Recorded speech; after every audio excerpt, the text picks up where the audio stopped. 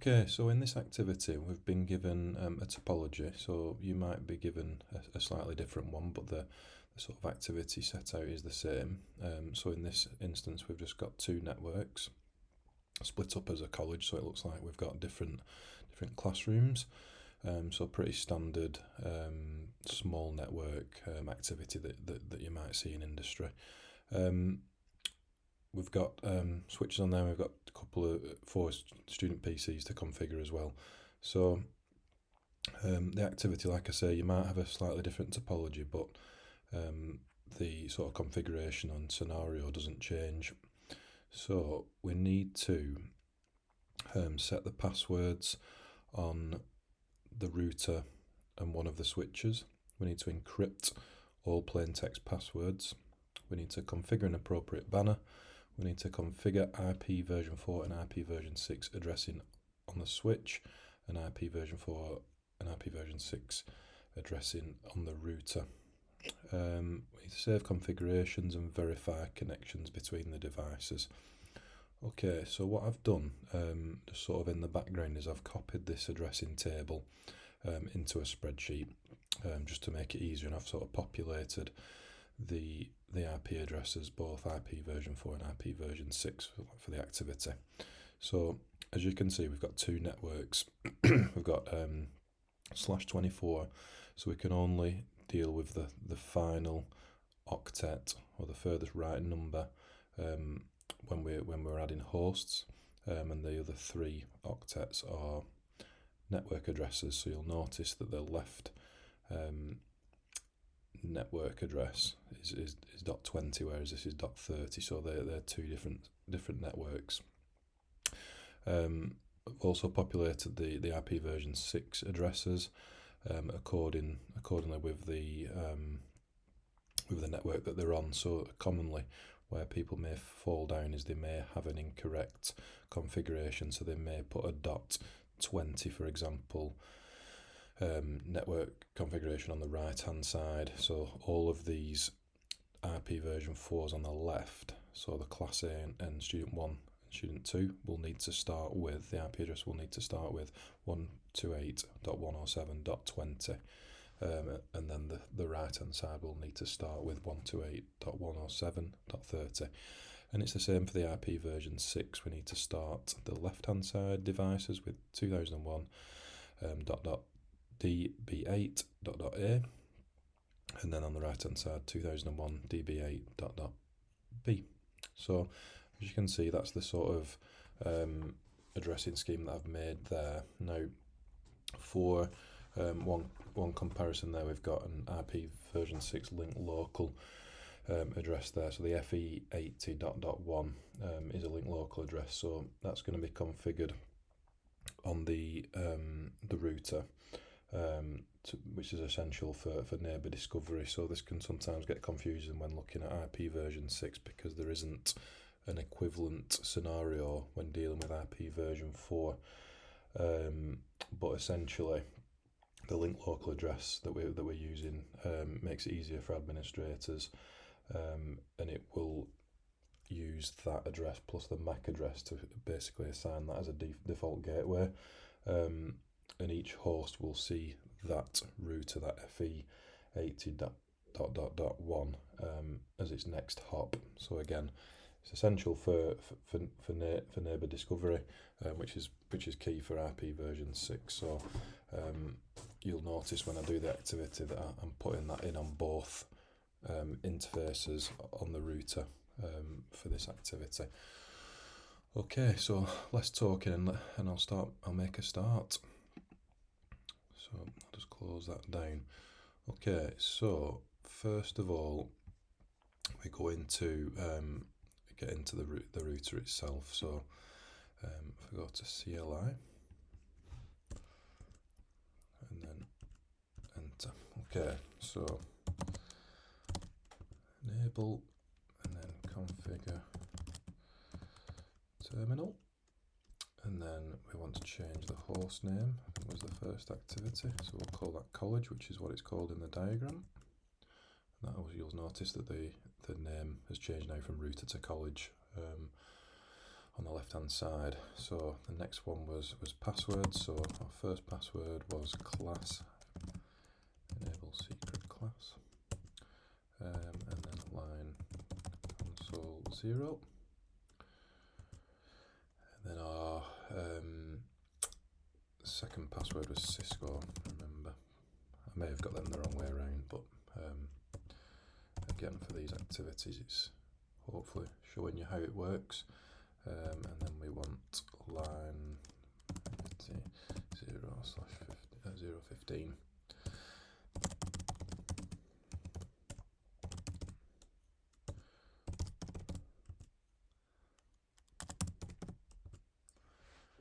Okay, so that's configuring the passwords for both user mode and exec mode, or privileged exec mode.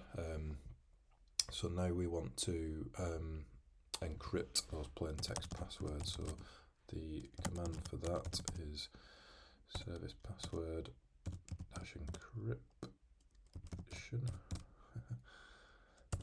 Okay, so now we've encrypted the password, and then the next activity was to create a banner for the router for the message. So message of the day, and then what can we say? Unauthorized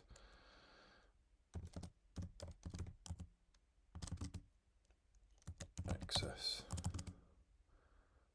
prohibited.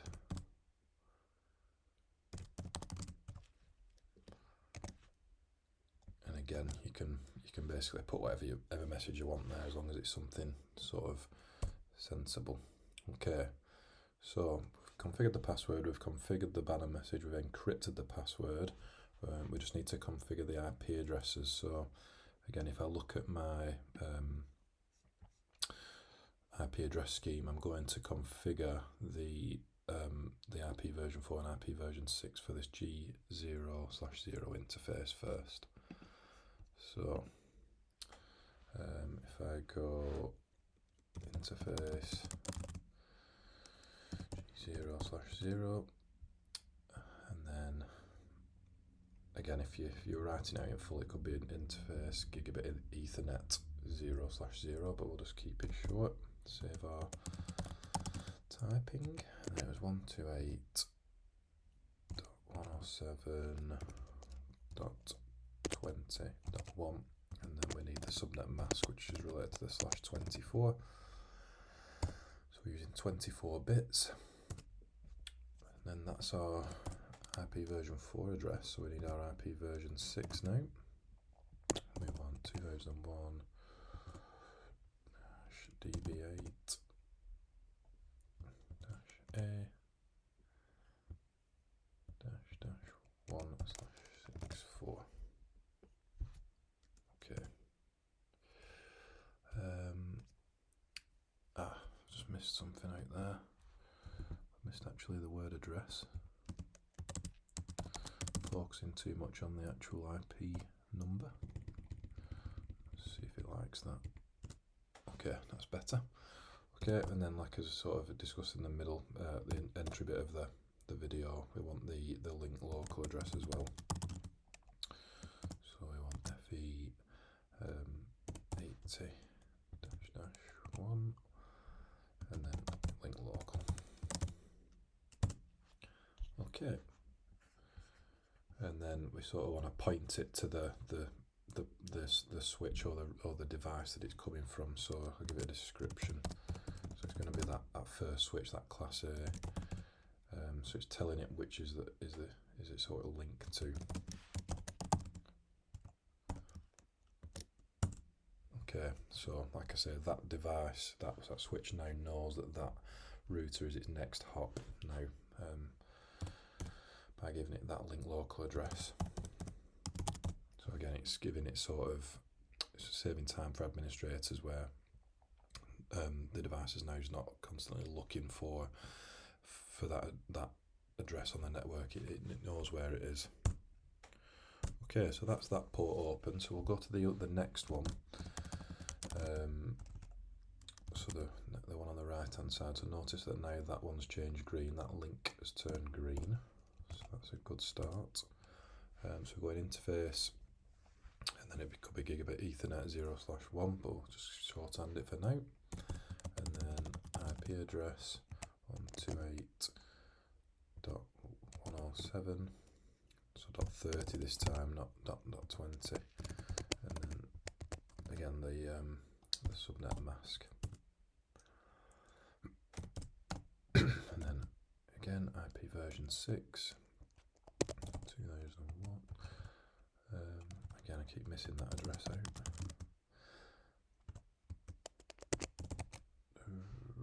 DB8.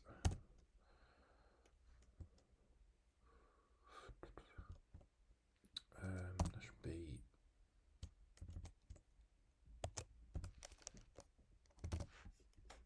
So let me check I've got that right. 2001 DB8. That should be -1. Yeah. Okay. So let's put that in. Okay. And then again, we're going to use the same link local address for this port. fe80.1 link local, and then we're going to link this to the class B. The class B switch. So description link to class B. Okay. Shutdown.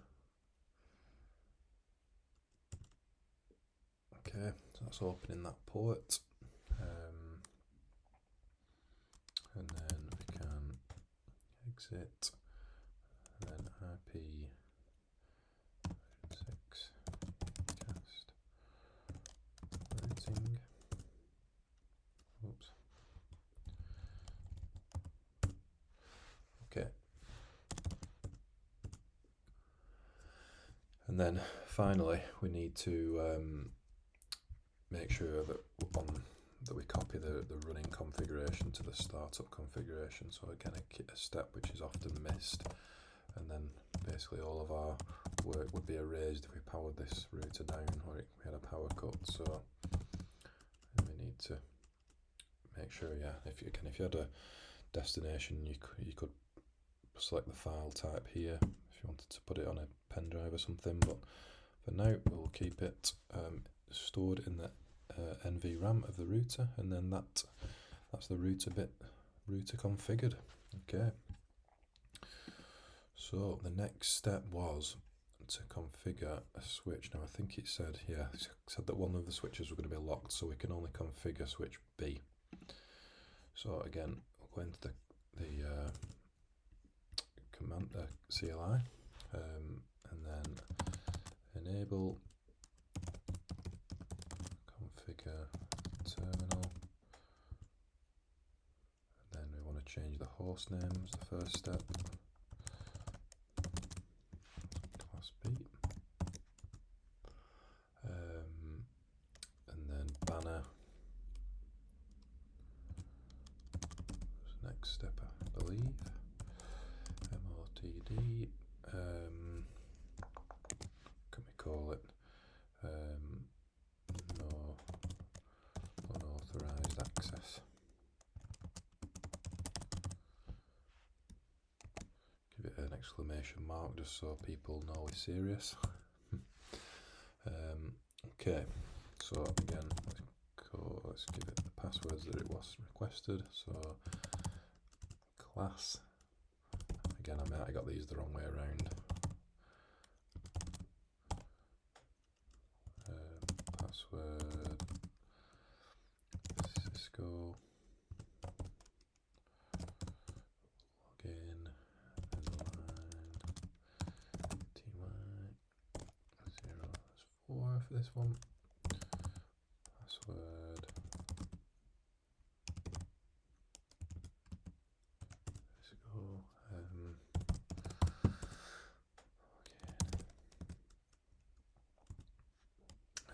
Okay, so we need to encrypt those passwords, the plain text passwords we've just created.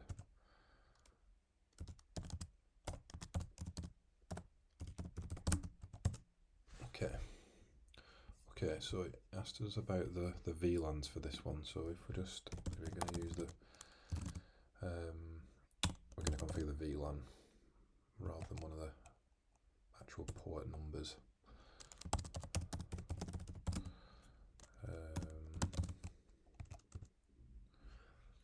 And then we're going to give it an IP address so we can access it remotely, I believe was the scenario, or was the purpose of the scenario. And then subnet mask.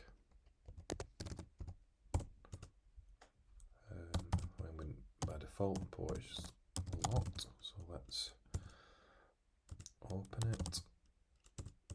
And then again, we need to save it, don't we? We need to copy the running config to the startup config.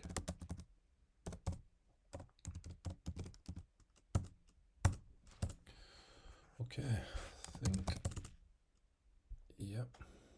Okay, so there's class win. Let's just test our work. Was it Cisco? Yep, Cisco. And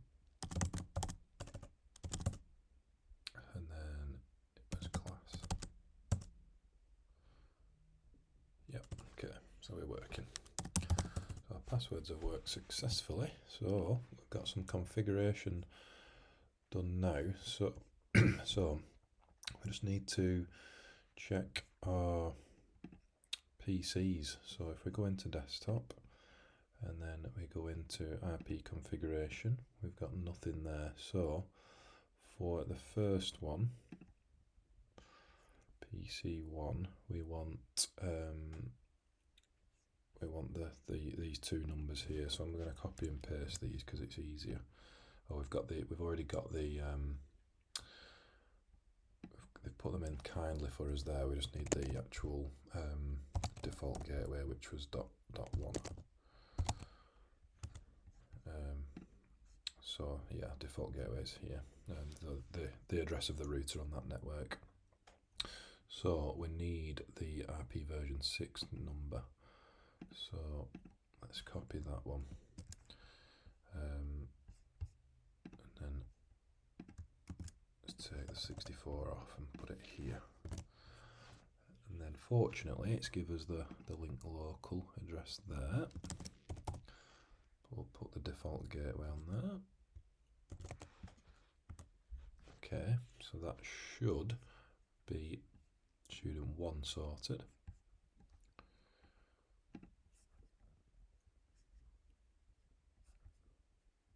Oops. Let's try student 2. Let's see what we've got there. So again, the default gateway is going to be the same as the other one, 107.20.1. We need the IPv6 address of student 2. Again, your activity might be slightly different. Oh, it's an error there. I don't know. I'm putting the wrong address in 1 second. Get carried away.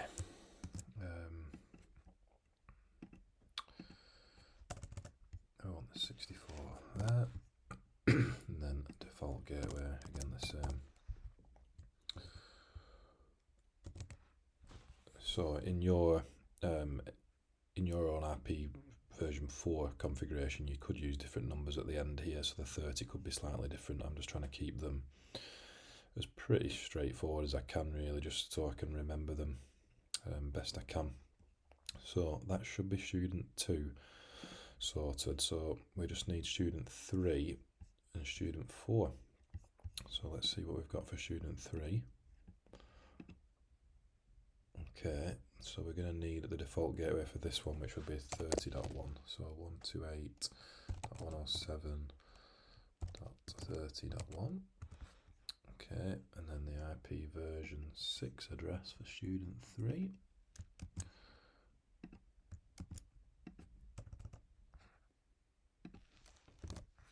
And then the default gateway is going to be the same as the others. So the link local address should be student 3 done. go to student 4.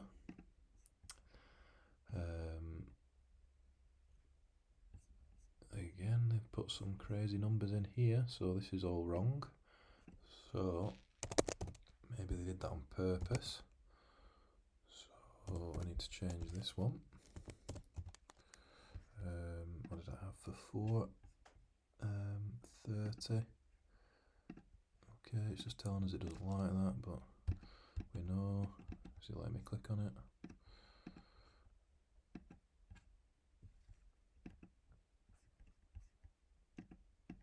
Let's come out of that. I'm not sure why it's letting me click on it now.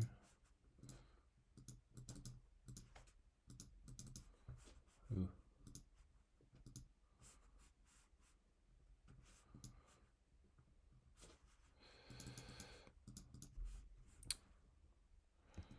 Is it showing a window somewhere? No. Oh, back now. Technical error. Okay, so the IP address was 30.30 for this one. 107.30.30. Subnet mask pre-populates, default gateway 30-1.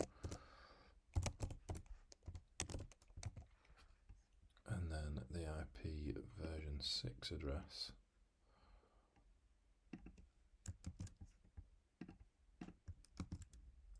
Take the 64 out and put it here. And then default gateway will be the same. Okay, we should be sorted now. So let's test our network, I believe is the next step. Let's just check we've done everything it asked us to do. So it's saying 100% complete on the activity, so our Cisco man's going to be happy with us. So let's see, right, we'll just test it just to make sure we're okay. So I'm going to ping student 4 from student 1. So ping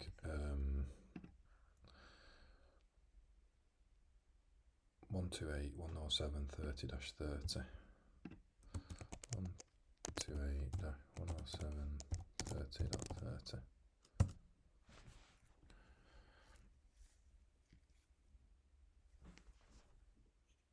Okay, so we have a working network. So just to sort of validate that. Oops, going a bit crazy here.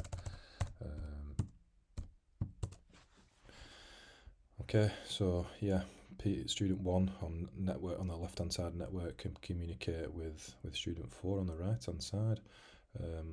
Let's make sure I can communicate with the others. So I suppose make it easy for ourselves. 30-25.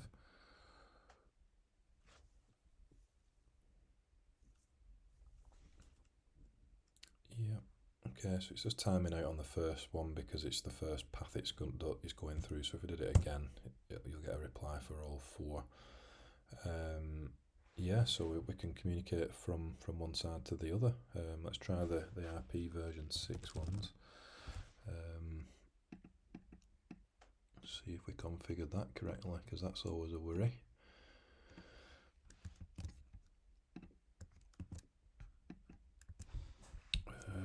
Does it let me paste it in? No. Right, okay, let's do it fully.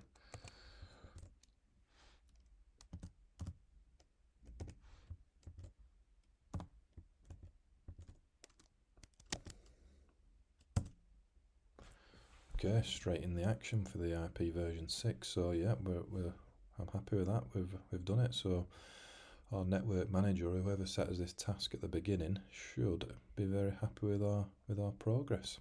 Okay.